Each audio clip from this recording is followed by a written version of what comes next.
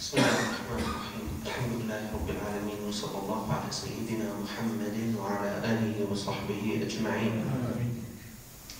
اللهم تقبل منا واقبلنا وعافنا واعف عنا، وإلى غيرك لا تكلنا، وعلى الكتاب والسنة جمعا توفنا نلقاك وأنت راض عنا. اللهم ارزقنا حبك وحب من يحبك وحب عمل صالح يقربنا إلى حبك. اللهم أحبنا واصطفينا واجعل حبك من أحب الأشياء إلينا، وحببنا بعبادك الصالحين وحبب إلينا عبادك الصالحين.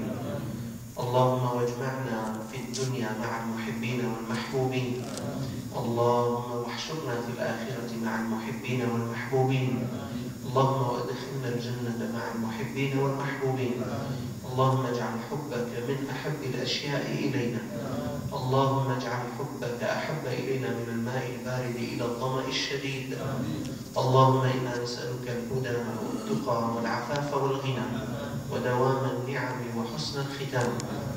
اللهم أعط كل منا سؤله، واقض لكل منا حاجته، واشرح لكل منا صدره، ويسر لكل منا أمره، واهد لكل منا ولده، ووسع لكل منا رزقه، واجعلنا من عبادك الشاكرين. اللهم اجعل بلدنا هذا آمنا مطمئنا وسائر بلاد المسلمين.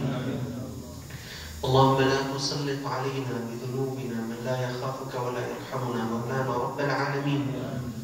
بارك لنا في أرزاقنا، وبارك لنا في أولادنا، وبارك لنا في أعمالنا، وبارك لنا في أعمارنا.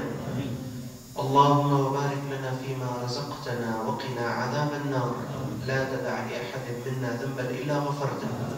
يا غفار يا الله، يا غفار يا الله، لا تدع لأحد منا ذنبا إلا غفرته، ولا هما إلا فرجته، ولا دينا إلا قضيته، ولا كربا إلا نفسته، ولا مبتلا إلا رفعت بلاءه، ولا مريضا إلا شفيته وعافيته، ولا ميتا إلا رحمته، ولا قلبا قاسيا إلا بذكرك لينته، ولا عدوا للمسلمين إلا أهلكته ودمرته، ولا حاجة هي لك رضا ولنا بها صلاح إلا قضيتها ويسرتها يا قاضي الحاجات.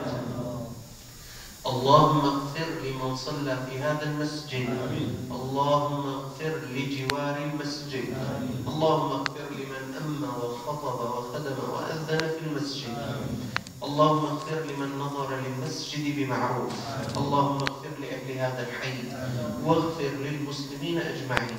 وسلام على المرسلين والحمد لله رب العالمين. الفاتحة.